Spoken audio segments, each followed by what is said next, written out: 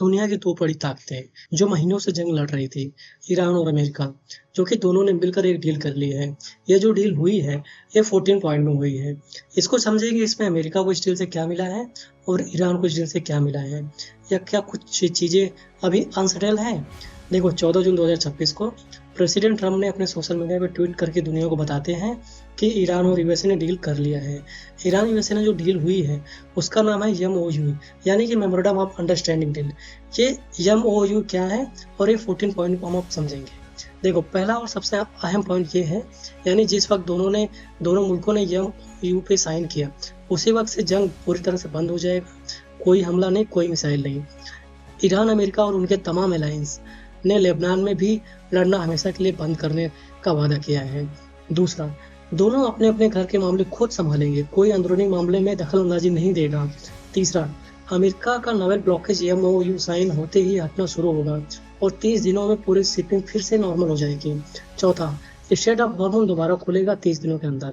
और पांचवा, ईरान के तेल और पेट्रोकेमिकल प्रोडक्ट पर सैंक्शन सस्पेंड होंगे, मतलब ईरान फिर से तेल बेच सकता है। और चौथा, ईरान के $24 बिलियन फ्रोजन एसेट रिलीज होंगे 60 दिनों के बातचीत के दौरान।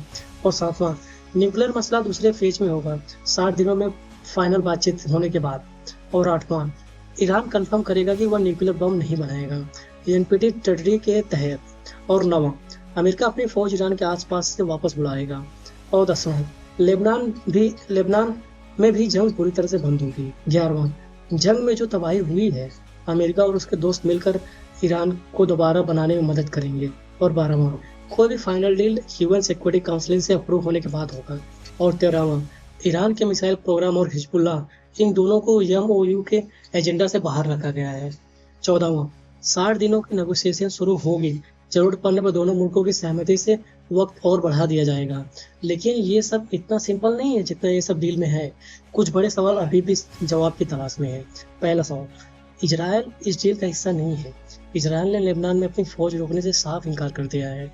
दूसरा, न्यूक्लियर डील का असली खाका अभी तय नहीं हुआ है। ट्रम्प कहते हैं कि ईरान अभी न्यूक्लियर वेपन नहीं बनाएगा। ईरान कहता है कि इंक्रीमेंट करेंगे हम मुल्क के अंदर। तीसरा, फ्रोजन एसेट्स के बारे में दोनों की अलग अलग बातें हैं। ईरान ने $24 बिलियन डॉलर की बात को, अमेरिका ने इसका कोई ऑफिशियल कन्फर्मेशन नहीं दिया है। और डील को पूरा टेक्स्ट अभी तक पब्लिक नहीं किया गया है। यह डील फाइनल नहीं है, यह एक शुरुआत है, एक ऐसे सफर की शुरुआत जो 100 से ज्यादा दिनों की जंग के बाद अमन की तरफ जा रहा है।